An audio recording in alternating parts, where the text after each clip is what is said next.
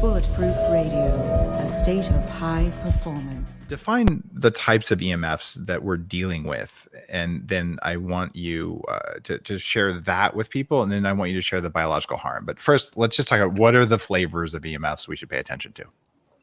Yeah, so I mean, probably you can start by defining EMFs for people, for listeners who might not know what it is. So EMF stands for electromagnetic field, which also is called in the world of regular people might be referred to as radiation.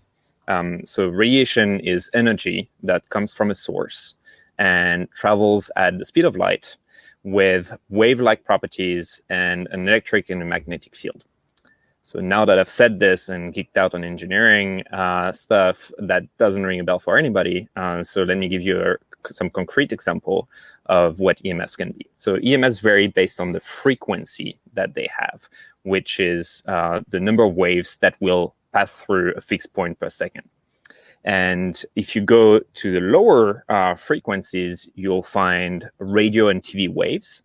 And then you'll progress into the microwaves, which are, well, what your microwave works on, but also your cell phone, your Wi-Fi, your Bluetooth. Then you get into visible light. That's right. So the sunlight right now is technically EMF. Then UV, finally X-rays, and then gamma rays and radioactive elements.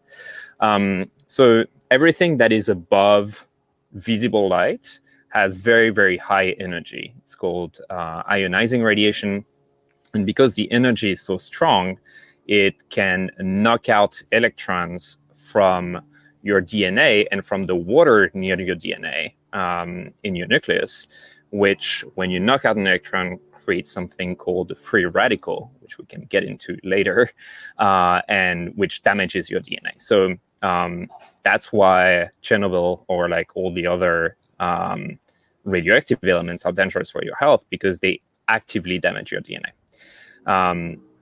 The EMF that we're talking about here with Dave are specifically microwaves.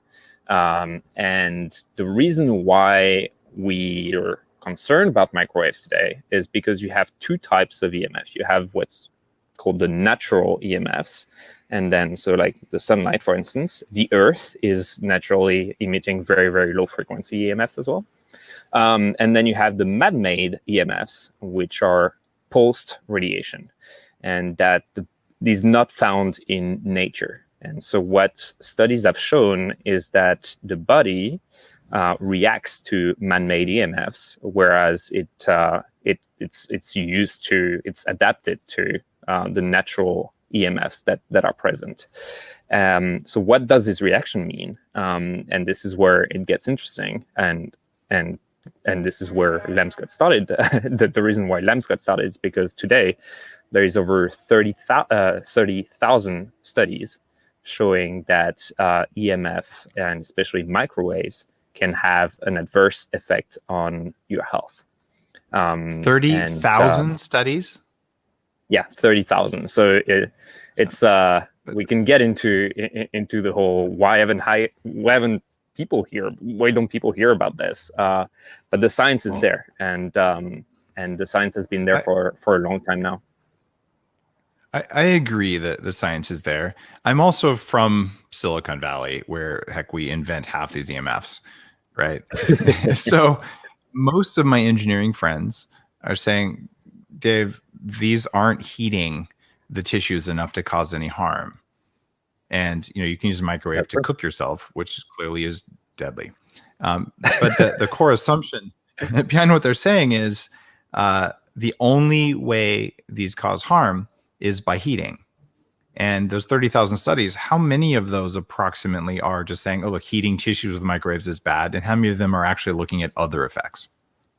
I mean, close to none of them are looking at heating. And the reason for this is because that's not what's concerning about EMFs. And actually, today, the safety standards have been set by the FCCs in the 90s, by the way, which is already something that is interesting, meaning in the 90s where you had the cell phone, where if you were considered a heavy user, that's when you were using your cell phone 2 hours per month.